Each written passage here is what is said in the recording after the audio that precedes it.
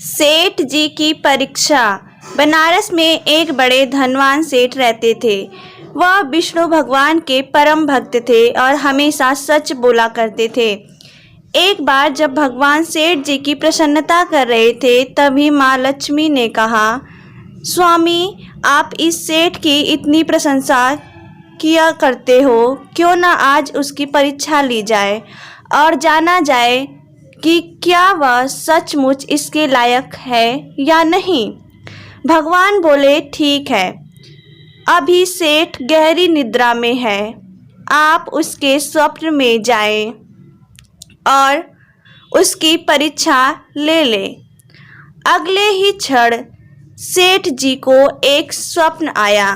स्वप्न में धन की देवी लक्ष्मी उनके सामने आई और बोली, हे मनुष्य, मैं धन की दात्री लक्ष्मी हूँ। सेठ जी को अपने आंखों पर यकीन नहीं हुआ और वो बोले, हे माता, आपने साक्षात अपने दर्शन देकर मेरा जीवन धन्य कर दिया।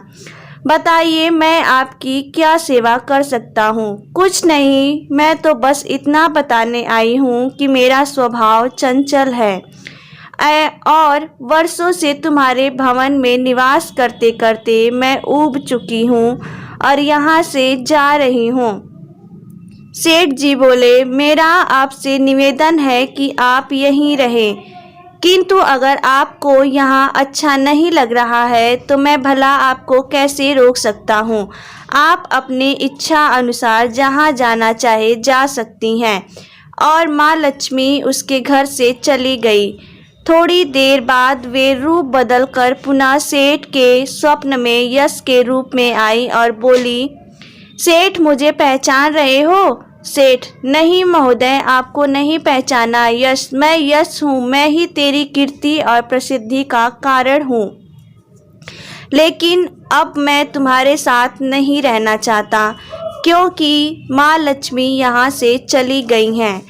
अतः मेरा भी यहाँ कोई काम नहीं। सेठ, ठीक है, यदि आप भी जाना चाहते हैं तो वही सही। सेठ जी अभी भी स्वप्न में ही थे और उन्होंने देखा कि वह दरिद्र हो गए हैं और धीरे धीरे उनके सारे रिश्तेदार व मित्र भी उनसे दूर हो गए हैं। यहाँ तक कि जो लोग उनका गुणगान करते थे वो भी अब बुराई करने लगे हैं। कुछ और समय बीतने पर माँ लक्ष्मी धर्म का रूप धारण कर पुनः सेठ के स्वप्न में आई और बोली, मैं धर्म हूँ। माँ लक्ष्मी और यश के जाने के बाद भी इस दरिद्रता से तुम्हारा साथ नहीं दे सकता। मैं जा रहा हूँ, जैसे आपकी इच्छा। सेठ ने उत्तर दिया और धर्म वहाँ से भी चला गया। कुछ और समय बीत जाने पर माँ लक्ष्मी सत्य के रूप में स्वप्न प्रकट हुई और बोली, मैं सत्य हूँ। लक्ष्मी, यश और धर्म के जाने के बाद अब मैं भी यहाँ से जाना चाहता हूँ। सेठ ऐसा सुन सेठ जी ने तुरंत सत्य के पांव पकड़ लिए और बोले, हे महाराज, मैं आपको जाने नहीं दूंगा। भले ही सब मेरा साथ छोड़ दे, मुझे त्याग दे, पर कृपया आप ऐसा मत करिए। सत्य के बिना मैं एक क्षण नहीं रह सकता। यदि आप चले जाएंगे तो मैं तत्काल ही अपने प्राण त्याग दूंगा। लेकिन तुमने बाकी तीनों को बड़ी आसानी से जाने दिया, उन्हें क्यों नहीं रखा? सत्य ने प्रश्न दिया। सेठ जी बोले, मेरे लिए वे तीनों बहुत ही महत्व रखते हैं, लेकिन उन तीनों के बिना भी मैं भगवान के नाम का जाप करते करते उद्देश्यपूर्ण जीवन जी सकता हूँ। परंतु यदि आप चले गए तो मेरे जीवन में झूठ प्रवेश कर जाएगा और मेरी वाणी अशुद्ध हो जाएगी। भला ऐसी वाणी से मैं अपने भगवान की वंदना कैसे कर सकूँगा? मैं तो किसी भी कीमत पर आपके बिना नहीं रह सकता। सेठ जी का उत्तर सुन सत्य प्रसन्न हो गया और उसने कहा, तुम्हारी अटूट भक्ति ने मुझे यहाँ रुकने पर विवश कर दिया और अब मैं यहाँ से कभी नहीं जाऊँगा। और ऐसा कहते हुए सत्य अंतर ध्यान हो गया। सेठ जी भी निद्रा में थे। थोड़ी देर बाद स्वप्न में धर्म वापस आया और बोला, मैं अब तुम्हारे पास ही रहूंगा, क्योंकि जहाँ सत्य का निवास है। सेठ जी ने प्रसन्नतापूर्वक धर्म का स्वागत किया।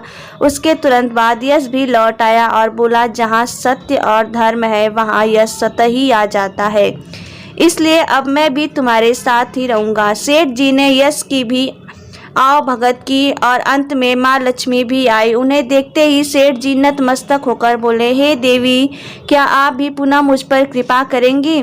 अवश्य, जहाँ सत्य, धर्म और यश हो वहाँ मेरा वास निश्चित है, माँ लक्ष्मी ने उत्तर दिया। यह सुनते ही सेठ जी की नींद खुली। उन्हें यह सब स्वप्न लगा, पर वास्तविकता में वह एक कड़ी परीक्षा में उत्तीर्ण होकर निकले थे। मित्रों, हमें भी हमेशा याद रखना चाहिए कि जहाँ सत्य का निवास होता है वहाँ यश, धर्म और लक्ष्मी का निवास स्वतः ही हो जाता है। सत्य है तो सिद्धि, प्रसिद्धि और समृद्धि भी है। आपकी क्या राय है, हमें कमेंट के माध्यम से ज़रूर बताइए। कृपया चैनल पे नए हैं तो चैनल को सब्सक्राइब कीजिएगा, लाइक कीजिएगा और अपने और भी दोस्तों के साथ शेयर करना बिल्कुल भी ना भूलना। हमारा वीडियो देखने के लिए आपका धन्यवाद।